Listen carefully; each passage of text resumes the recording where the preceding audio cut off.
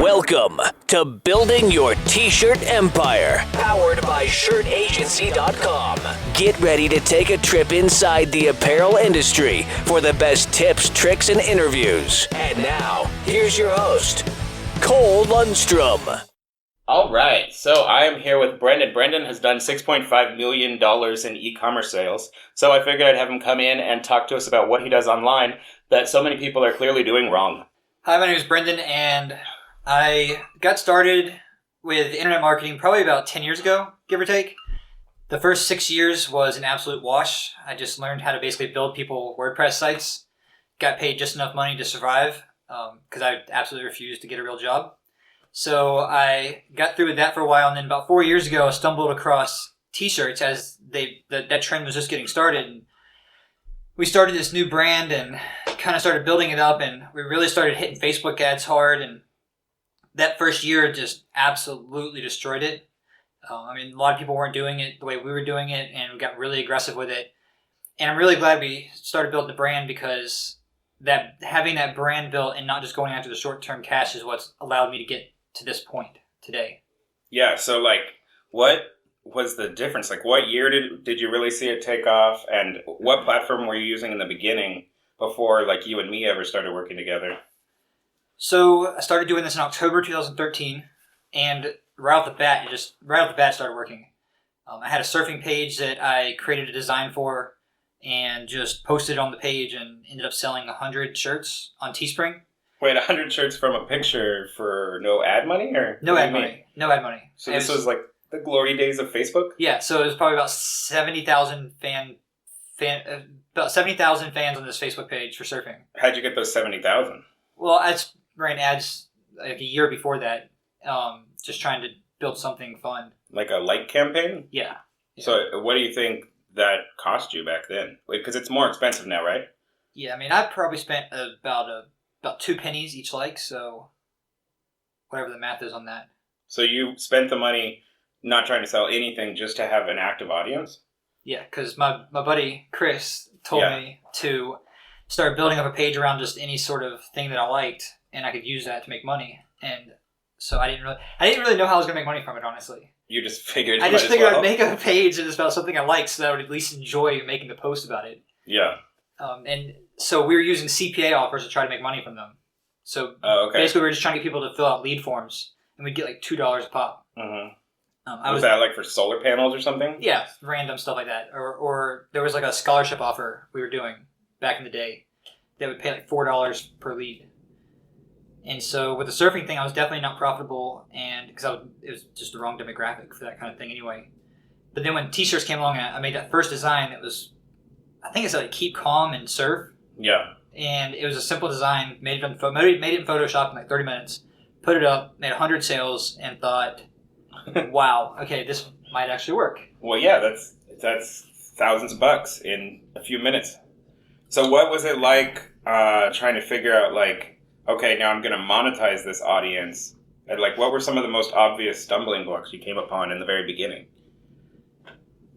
Honestly, there really weren't that many stumbling blocks. So it just skyrocketed because the audience was engaged? So I did that first, and then I thought, okay, whoa, something's here. Mm-hmm. So I reached out to a friend of mine who had a couple pages with 1 million likes each. And I said, hey, why don't I make the designs for you, set up the shirt campaigns, I'll do all the hard work, I'll even post it on your page for you, and we'll just split the profits 50-50. Yeah, so you just tried to team up with someone with a huge audience. Yeah, exactly. So I just figured they have the audience, I have something to sell the audience, they didn't have to do any extra work whatsoever, which of course they're going to love. Yeah. And they get 50% commissions. And so I started making designs for that page, and that really took off. And then that Christmas, something really big happened with one of his pages. One of the guys who that page was built around said something really dumb that went viral. And what did he say? What happened?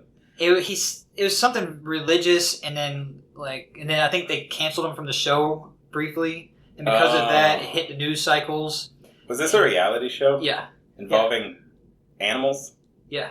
And so it got the fly. Yeah. And so it got pretty big. Yeah, I remember that page. And so I ran this campaign during Christmas. Me and Sarah are up in Chicago, and I keep refreshing this, and we sold. I think we ended up selling like 7,000 of this shirt. Of what he said that was offensive? Yeah. Or that's what you just quoted him? Well, no, we didn't quote him. We made a shirt that supported him. Oh, okay. Saying, how could you suspend this guy? That kind of thing. Yeah. And so we sold, it was at least I think it was 6,000 or 7,000 shirts. And then... That was all Teespring. Yeah. And then everybody tried to rip us off. Like, everybody took the exact design that I did. And then they all took credit for being the one... So they all took credit for being the ones who made that design. And then they used that to sell courses on how to do Teespring, saying, hey, look at this design that we made, that we sold. The people that robbed you actually made a how to sell t-shirt Yeah, course? Based on the design that they took from me. Based on the idea they took from me. And so whenever I called them out on it, they were like, well, who are you? Blah, blah, blah. I'm like, doesn't matter. Yeah. Because I just didn't care. So, well, you just made another design, right? I mean, I made $30,000 without spending a dime on ads. I just really, viral marketing, essentially. I really just didn't care. I was like, whatever. But so that was the moment that you were all in right there. That was the moment that everything was real. And so that following year, January, February, we decided to take what we were doing and make it into more of a theme and create a brand around it. Mm-hmm. And not do the one-off stuff. Yeah, I mean, because it was kind of all themed anyway. Mm-hmm. So we just kind of took the theme that we were already doing, made a brand around it, started putting the brand name on every shirt, and then created our own page. And instead of paying this guy half the profits on everything, we made our own page so that we could run ads from our page. So walk me through that like conversation with Sarah. Like, what were the demographics you were focusing on, and what was it that you did like right, do you think? Starting from zero on that page. So starting from zero on that page, I mean, I still remember we were sitting in Hermosa in that studio, and I was telling Sarah, like, hey, we need to make a brand. And then we riffed for about probably 3 hours on what it should be called. And then when we finally came up with the name, I had to make sure that it first wasn't trademarked, second we could get the domain, which we could do both for. And then from there, it's just a matter of taking the designs we already had. We put those on shirts with the brand name on the front. And then just started... it was basically the process of just setting up the page, setting up the brand, making a bunch of memes, uploading a whole bunch of memes just to get content on it, so that whenever I started running ads, people didn't just look at the page and say, oh, it's a dead page. How much content were you putting out in the beginning, like daily? That was just free content. When we first started, we put up 50 memes. So there were just a ton of things that people could just browse through. Okay, before you had one follower, you before we even uploaded had 50 one follower. memes. Because people are going to want to, because people naturally are going to be skeptical of anything. Right, and an empty page isn't very attractive. An empty attractive. page looks very sketchy. Yeah. And especially 4 years ago. It's crazy how far we've come that in 4 years, people now are willing to buy couches online. 4 years ago, people barely would want to buy a t-shirt online. Mm-hmm. I mean, the amount of emails I would get 4 years ago of, are you legit? Am I really going to get that shirt I bought? I mean, I no joke, 3 or 4 times a day, I'm answering emails of, am I really going to get that shirt? And now nobody cares. Now it's just second nature. Yeah. So I set up the memes to just kind of start getting, so that people had something to look at, and then start running the ads, shirts. Who was making the memes? Were you just stealing them? No, I don't know at the beginning, actually. Started with stealing. Because now you're making them, or you pay someone to make them? What are you doing now? I did, yeah. I paid someone to make 2,000 of them. Whoa, how do you pay someone to make 2,000 memes? We've hired about 4 Filipino virtual assistants in the last few years. And 2 of them specifically, their full-time job was to do graphics. And so every week we would expect at least 50 to 60 new memes or graphics to go on the page. Didn't you have some serious language problems if they're creating memes? Or yeah, but so were you editing or were you giving them ideas? So we would give them ideas. What we would do is we would search for quotes on, say, Pinterest or even Facebook from other pages. We would find quotes that people would like to share, because all the information is out there. So you see what people are already sharing, take those quotes, put them on a meme on a meme with a nice picture in the background, and then just test them. And so they ended up making probably about 2,000, probably even more, honestly, over the last 4 years. But if they don't do well, they get taken out of the queue, If they do well, they stay in. And So in the queue, meaning you're just going to repost it again at a different time, or yeah, because we use Meet Edgar for most of our posting. what was it called? Meet Edgar. Meet Edgar. Yeah. I don't think I've ever used that. So that's is it kind of similar to like a Hootsuite where it Yeah. schedules all your posts? Exactly. So I could say I want a meme to go out every day at 1:30, 5:30, 10:30. I want a promotional post to go out at 2:30, so on, And so it'll just cycle through it until I take it out. And will it delete the old stuff, or does it just make your feed No. look like it's being looped? It will make your feed look like it's being looped. But no one cares. But because I have 300 something memes being looped, they're not going to loop. If I post 3 a day, they're not going to loop for 100 days. And no one's scrolling that far. And considering, okay, so we have 1.7 million fans on that page, and 100,000 people see it the first time. What are the chances the same exact 100,000 people are going to see it the second time? Tell me more about that, the whole having 1.7 million fans and only getting visibility on 100,000.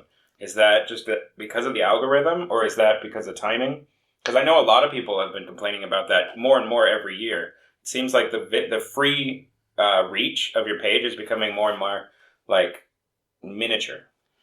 Yeah, but I don't think it's Facebook's problem. I really don't think Facebook's the one causing the problem. I think the problem's coming from too much supply and limited demand.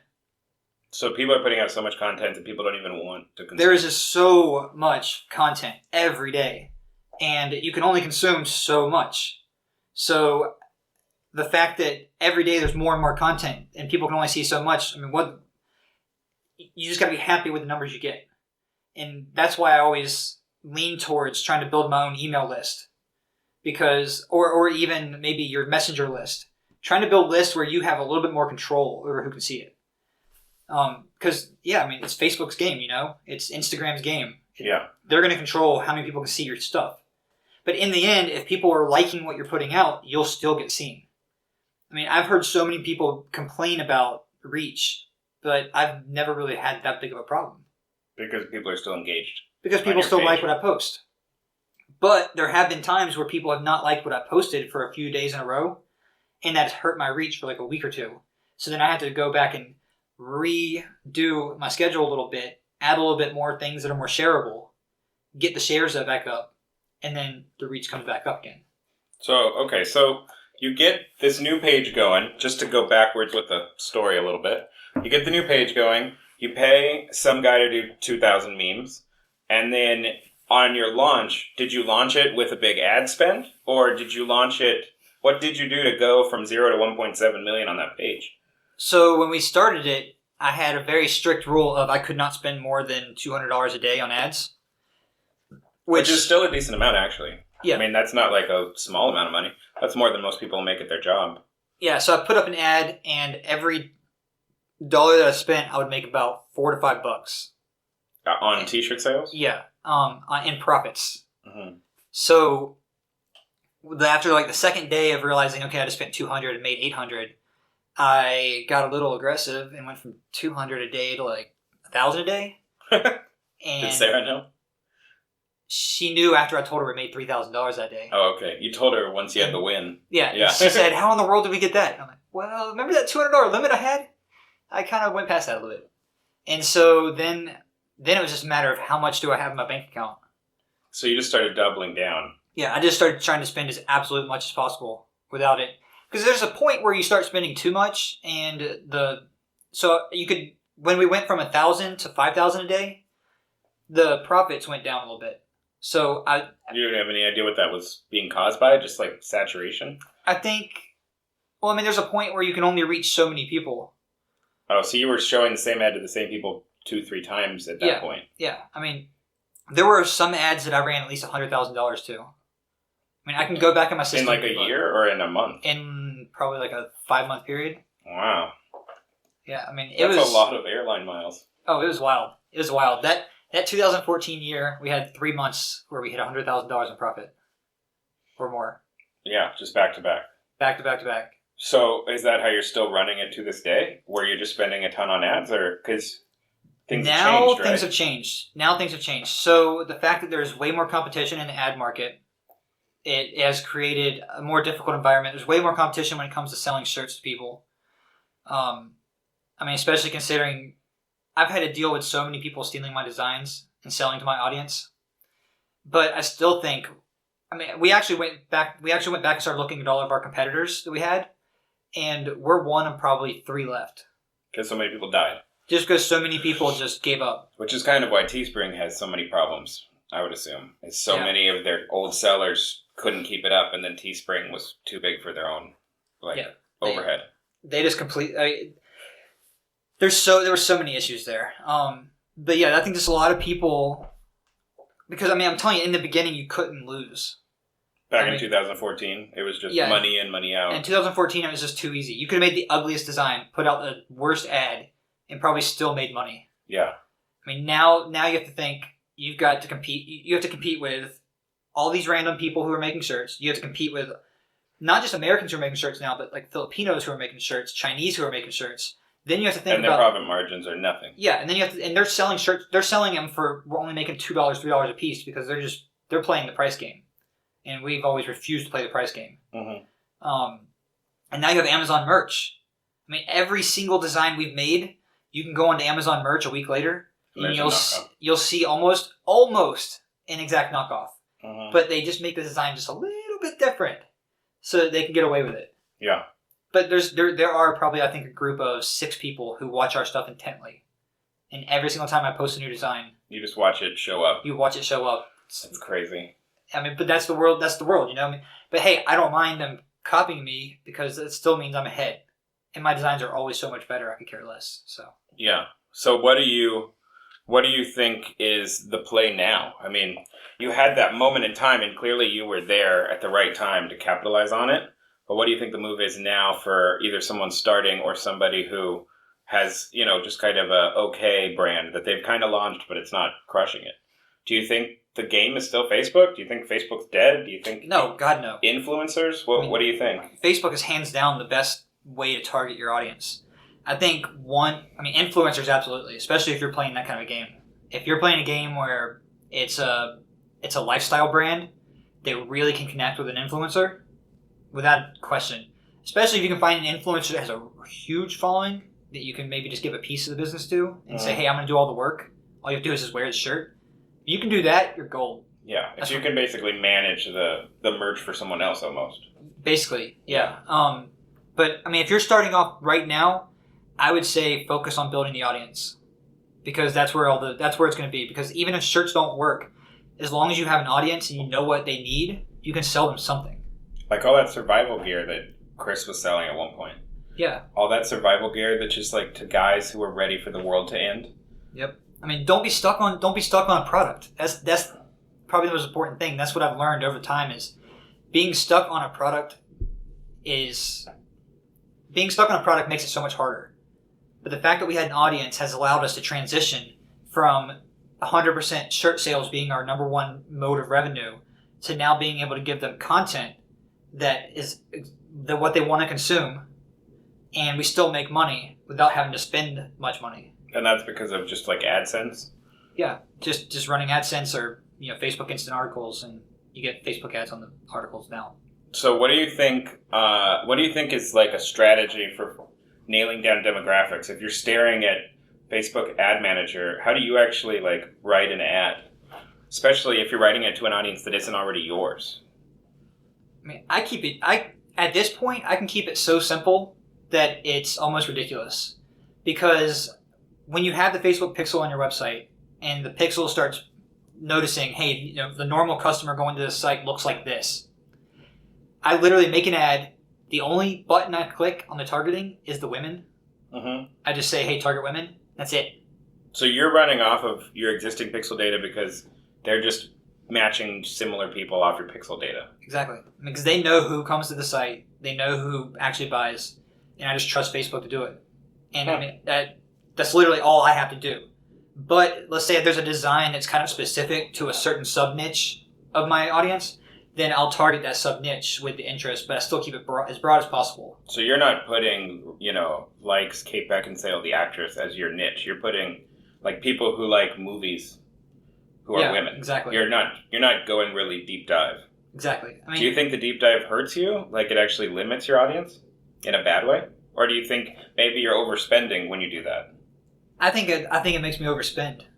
Okay. And I don't know why. It just does. I mean, and I just trust Facebook because they have spent so much money making their ad platform, and they have AI built into it. They know how to run it.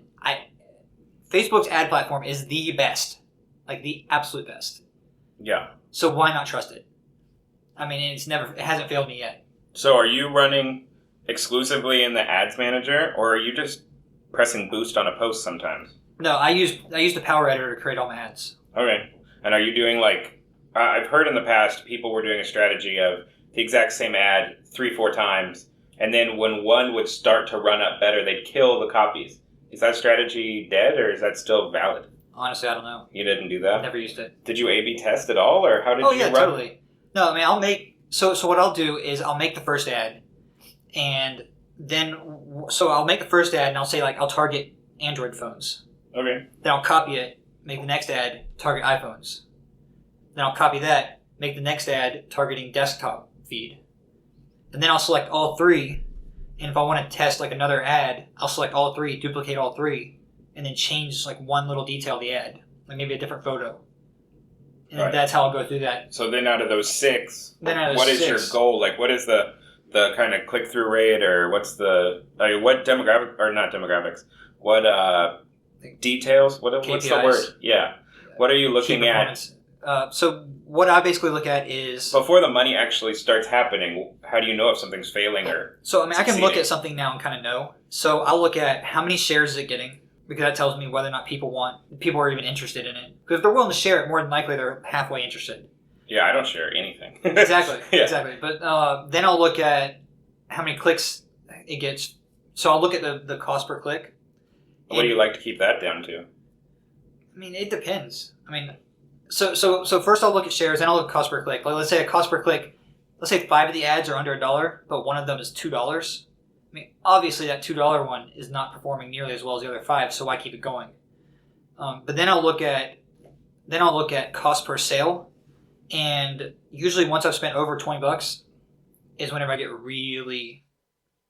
I start to want to cancel things.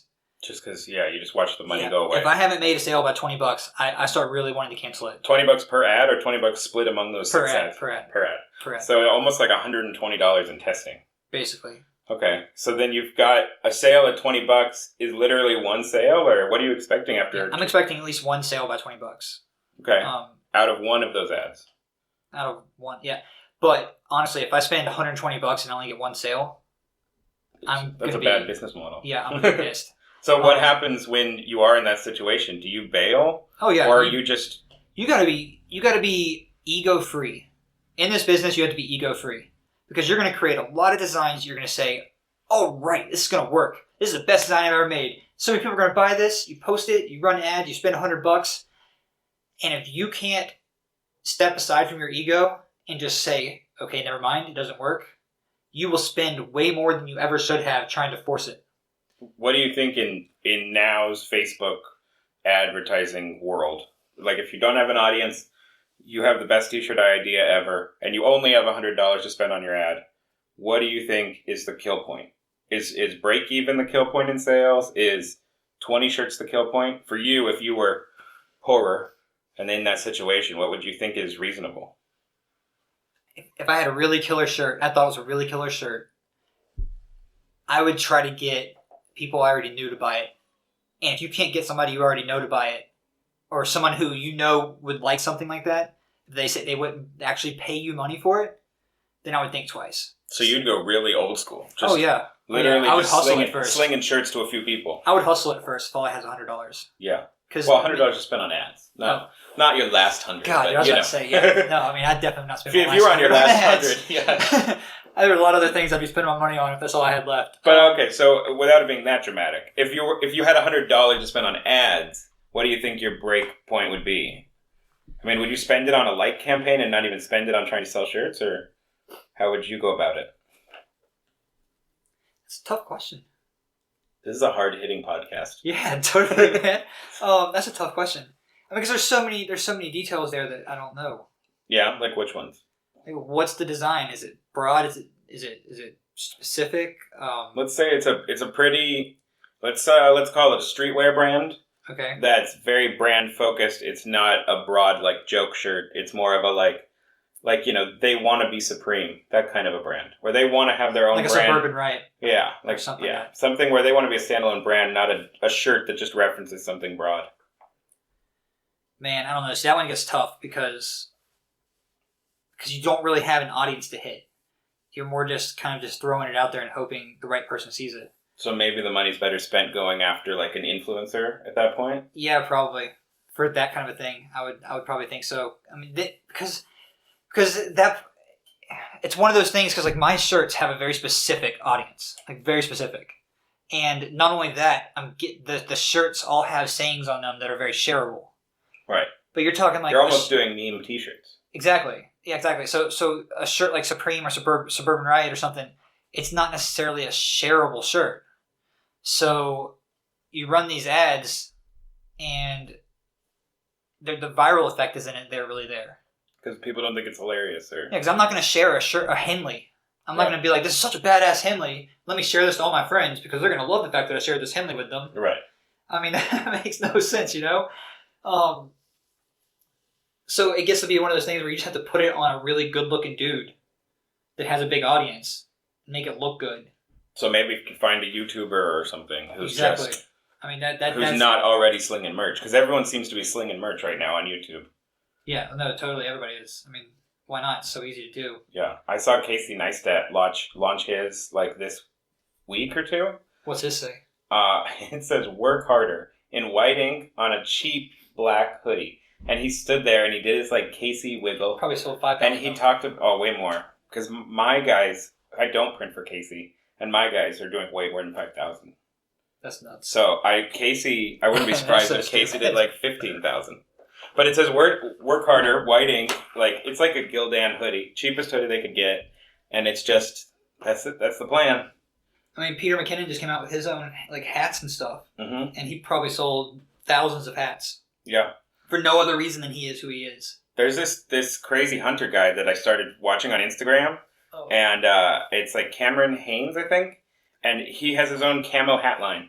That's all he's selling, just camo hats. He's not selling like probably a simple logo on them. Yeah, like nothing. It's a little like it's like a antler and like his name.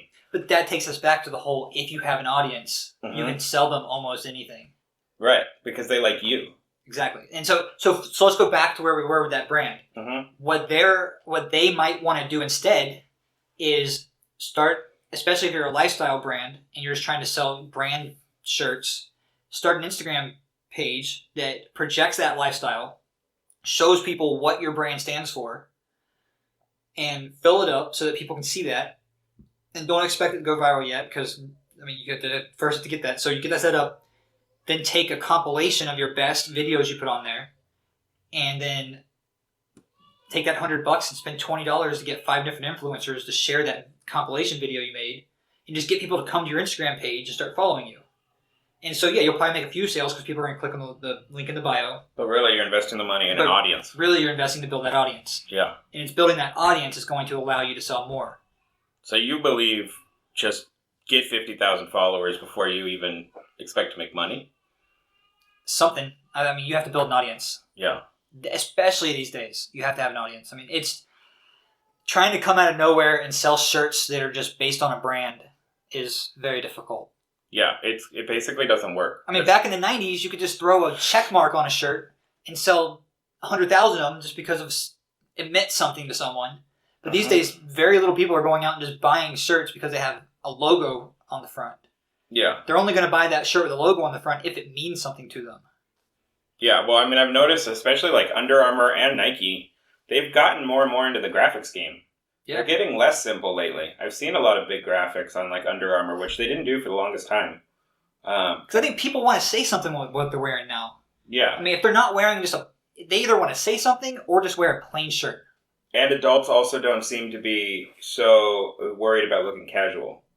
Like, you can sell a 41-year-old man a graphic tee now, which is kind of unprecedented. I'm selling 65-year-old women graphic tees. Oh, yeah. I mean, Yeah. And the whole point is that they buy my shirt and they feel more confident when they wear it because people compliment them on it. And people will wear that like to work. They won't even the whole like shirt and tie thing just doesn't seem to matter like almost at all, really. Yeah.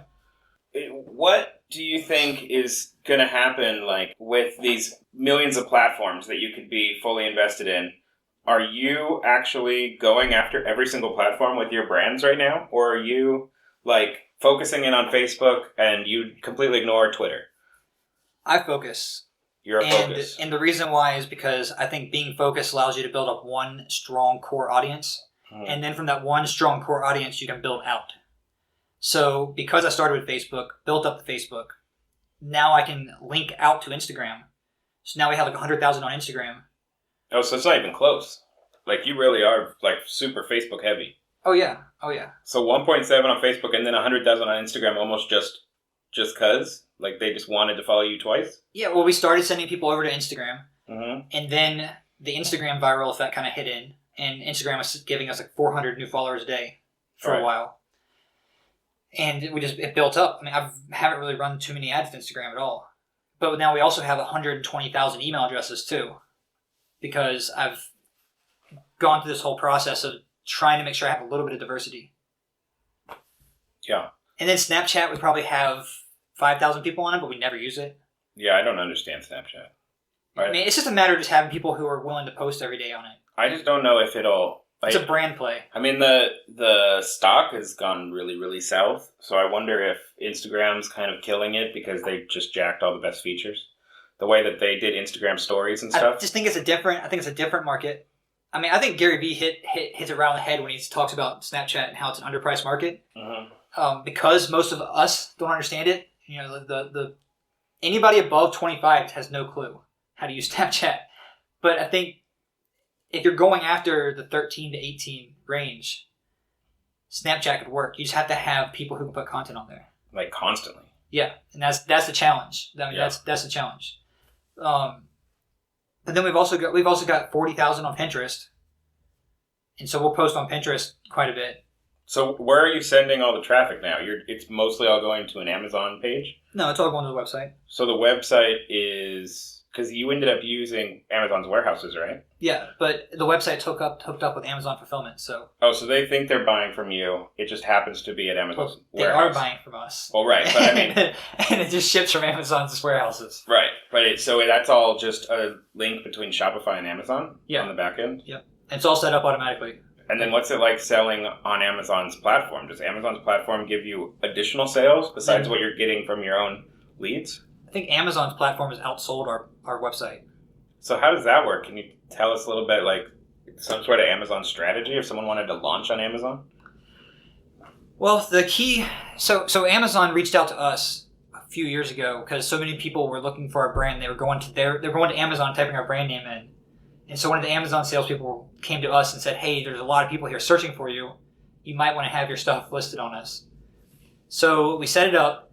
And I think the real key to Amazon is just making sure you have the keywords that describe what you're selling in the listing. And then from there, drive the initial sales to Amazon to get it going. You'll rank up higher on the searches. And then from there, it kind of takes a life of its own. Because at this point, for our main keywords, we rank 4 or 5 different shirts on the front page for all our main keywords. Yeah. And so, I mean, it's automatic. I mean, this last couple weeks have been the best couple weeks we've had on Amazon in 2 years. It's been awesome. I mean, are there any like secret tactics that seem to actually work, or is it really as simple as just honestly describe it and then put it up for sale? Because I know that like Ryan Moran sells these crazy $1,000 kits telling you the secrets of Amazon. Is that just hocus pocus? I mean, they have tactics, but I think in the end, the number one thing is put it up, send traffic, and make sales. Because that will automatically make you rank higher. Just any sales. Yeah, I mean, and if you can figure out a way to filter out non-buyers before they get to the sales page, then it helps you. Because... Oh, really? Because what Amazon is looking at, they're looking at 3 things. Mm-hmm. They're looking at, are you getting traffic from multiple sources? So the more different websites you send traffic from, Amazon sees that as being a source of authority. Oh, okay. So you'd be better off with Google, Facebook, Instagram, and like a blog Yeah. than you would be just Facebook. If you set up, let's say you set up 3 random blogs, Uh-huh. just you made them yourself. But they have 3 different names, and you have a sales page, sort of, like a sales page of, hey, here's this shirt. They come to that page, they click the button to go to Amazon. Amazon views it as a different site. And so if you could do that 3 or 4 different ways, but first of all, and what that does too is that filters out the non-buyers. Because the non-buyers aren't going to go that extra step. So now that you're filtering out the non-buyers, you're getting the more targeted traffic to Amazon, your conversion rates are going to be higher. And Amazon is going to look at that favorably, because Amazon wants to make sure that the traffic on their site is buying the most amount of stuff with the least amount of clicks. So you're better off setting up a blog. It says blah, blah, blah, blah, blah, product. Click here to buy the product. Then they click from your page. Then it opens in Amazon. And then they're basically ready to buy already because they clicked a buy now button on your page. Yeah, because they already went through that extra step. Right. So they're not just reading your product listing and then bailing. Exactly. I mean, because if you let's say you sent 100 people straight to Amazon and only 1 person bought, that would be more frowned upon than if you sent 100 people to Amazon and 30 people bought. So you would be better off running, like let's say you did this with just straight Google ads. Don't go Google ad straight to the Amazon page. Go Google ad to landing page to Amazon. Yeah, or test that way mode. You can lose them or on do the it landing all. page, but it won't affect your score. I would say do it all. I mean, do it straight to Amazon, do it through a landing page, and do them both, because then, like we said earlier, that diversifies the traffic a little bit more too. Mm-hmm. Because, I mean, they're also going to see, like, oh, this traffic came from Google, we should trust it. And that'll probably help your Google rankings as well, which I think that's the part that no one talks about, is Google rankings? Google rankings. Because think about it, Amazon is one of the most authoritative sites on the internet.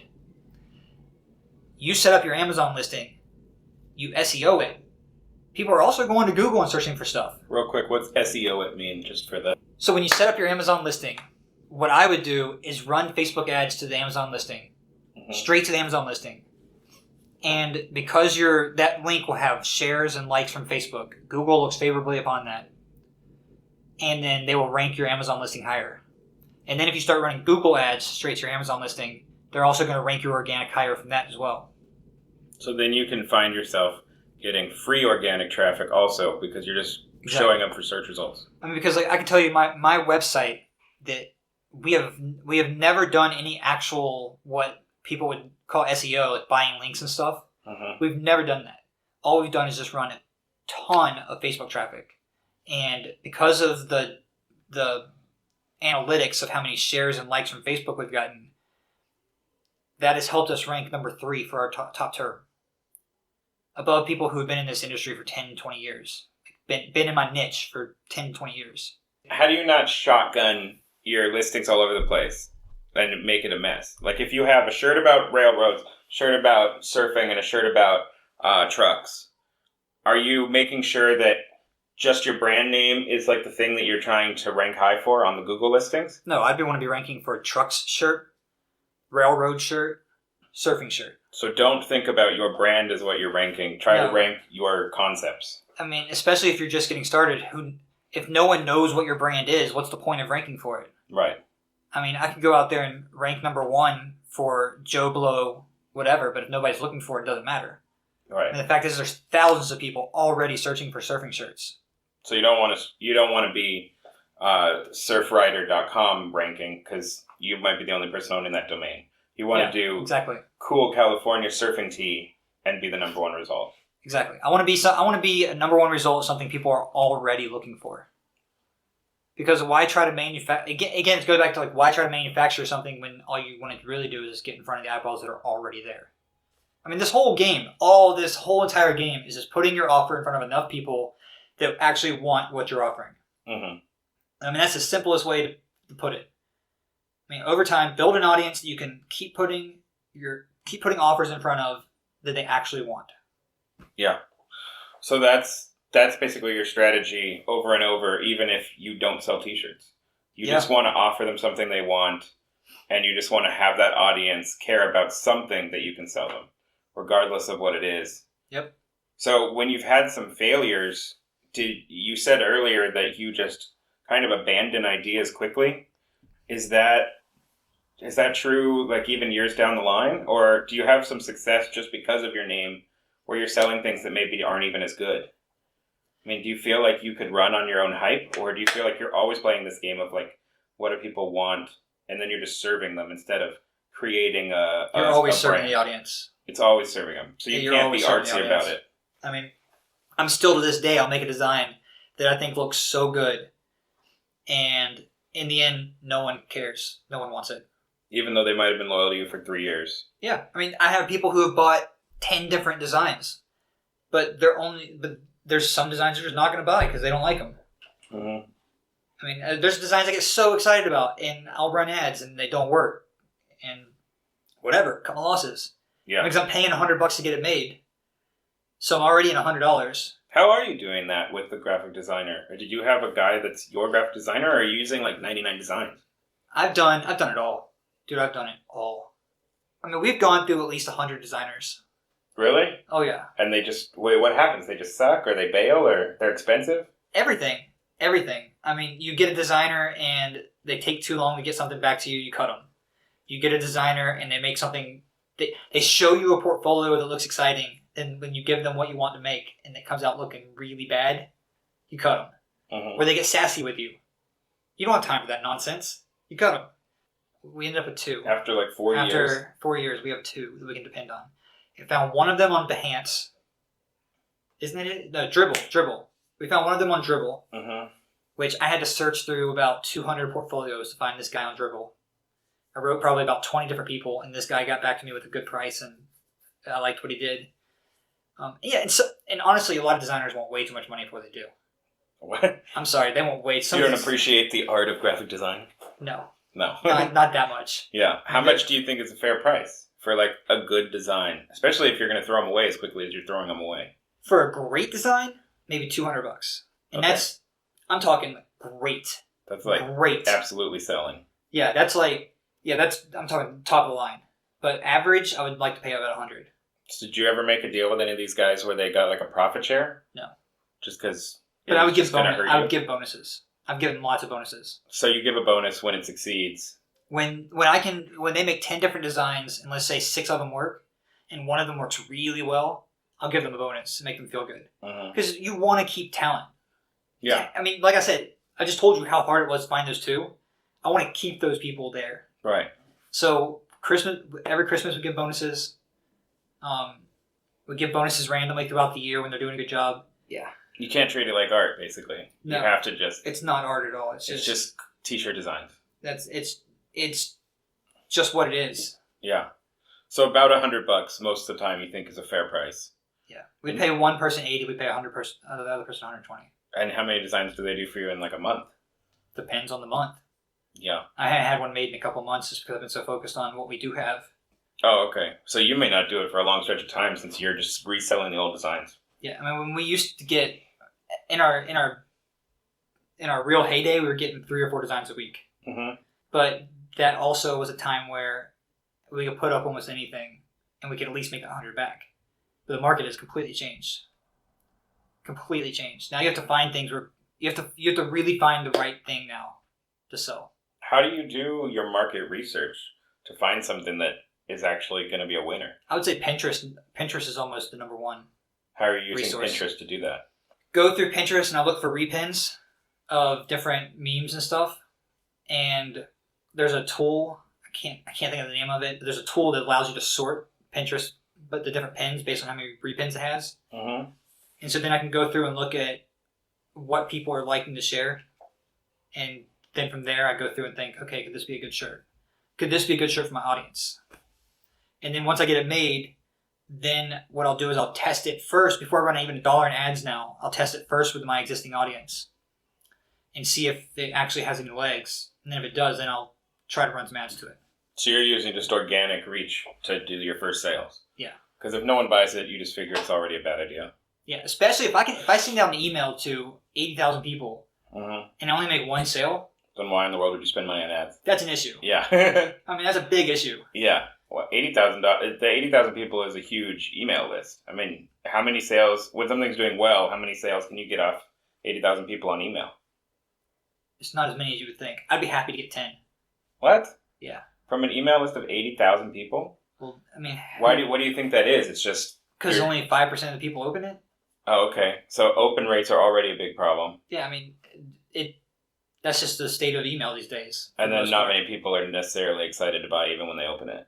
Exactly. So if you sell 10 shirts on an email blast... But if I sell 10 shirts on an email blast, I'm already breaking even from the design. Right. It tells me there's interest. So and then you'll go run an ad campaign? Exactly. So at that point, I can go to that next little step and start testing out some ads and seeing if they can catch something. And then if that takes off, then I take it to the next level and invest in inventory. Okay, so you're running like a Teespring campaign first, and then you're buying screen printing? Give or take. I mean, I'm not using Teespring, but yeah, using a DTG campaign. Okay. And I mean, but I keep it so limited because the prices are so much higher that I don't want to spend a ton of money sending ads to a listing where I'm not making good enough margins. Mm-hmm. So if I see that it's really going to take off, then I'll just kind of shut it down, print the stuff. Then with having the inventory, I know I'm saving money on the production side, and it's a faster delivery. It's way cheaper when you do the screen Way printing. cheaper, yeah. Like, it's not even close. And not even close to the delivery time. So yeah.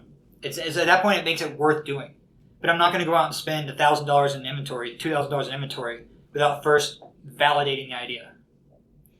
That's where I think a lot of people get themselves into trouble, is they don't validate. So they just get excited and buy a whole bunch of inventory for something nobody's going to want to buy. Exactly. I mean, and why do that? Like, why put yourself in a situation? So Tim Ferriss's 4-Hour Work Week, he said in there, the best way before you start an idea is to take that idea, set up a sales page, make it look like the person's going to be able to buy it. They press the buy now button, take them all the way to the part where they have to put their credit card in. And if they actually get to that part, then you know they would have bought it. And that's how you validate the idea. Getting people to sign up for a wish list or like, hey, it's going to come out soon, sign up for this list, that tells you absolutely nothing. Because 100 people will say, hey, I'm interested, but still you might only get one person to buy it. Yeah. So you have to really validate that people are willing to spend their hard-earned money for that. And because I told you earlier, I don't like to differentiate myself by price. So I will sell my things for $24. So I'll sell a t-shirt for $24 that other people will try to sell for $10. But the thing is by selling it for $24, first of all, I'm making enough margin to run the ads to it. But I'm also saying, hey, look, my stuff has more quality. Compared to that $10 person who people are looking at it as, it's just $10. And then they're making no margins, so they can't really run ads to it. Right. Yeah, so, I mean, they're not making any money. Yes. So that's why I want to know people actually are going to buy my shirt. Yeah. For the price I need to get for it before I even go spend the money on inventory. So how are you doing like your lifestyle shots or your advertising shots? Are you paying models for that stuff? Or because it seems like you test so much. Oh, you give out shirts. Yeah, we have a group of probably like 6 or 7 people who we give shirts to, and they'll take pictures for us. And like with cell phones? Yeah, or real cameras. And you're just posting like shots of normal people in shirts as your lifestyle. Basically. So you're not paying for photographers or models basically ever. No. I mean, they're happy because they're getting exposure to our audience. Because we're tagging them in the post. So they're getting exposure. We get free pictures. And it makes you look so much more real. Instead of some just like weird, bright picture. But we do make them sign contracts. To say what? What's this contract to? That we are allowed to use their photos in our promotions. Yeah, that makes sense. And that they cannot sue us for it or anything like that. So are you using the pictures of these girls like in the ads, or are your ads just like floating t-shirts? Both. What normally performs better? Depends. Yeah. There's not like an obvious trend. It's just testing. I mean, no, there's no set trend at all. It's just testing. Just like for each different shirt, test a floating shirt on a white background, test a floating shirt on a wood background, test a floating shirt on a metal background, and then test a shirt on a person. Have you had any success with like some of the little weird fancy ads, like story ads or video ads, or do you just do like a single text ad with a picture of it? I usually just keep it simple. So normally I'll do an image ad with the text and the description with a link. Mm-hmm. But I will also do link ads because of what I was telling you earlier with using the analytics from all the shares and likes from that ad, it will help that page rank better to Google. So I use that to kind of boost the Google rankings. So is there any way people could reach you if they wanted to maybe have you do consulting or something? BrendanWenzel.com. So BrendanWenzel.com. That has my social links on it, and I believe it has a button to email me. Cool. Well, awesome. Thanks for coming by and doing the podcast. You gave about 1 million tips today, so I think it worked out pretty well. Hope so. All right. Thanks, guys. Thanks for listening. Bye. All right. Well, thanks so much for listening to this episode. Just a reminder, for the screen printing class here in LA, we have classes February 10th through the 11th and April 21st through the 22nd of 2018. Hopefully you guys can come out. Thanks a lot. Bye.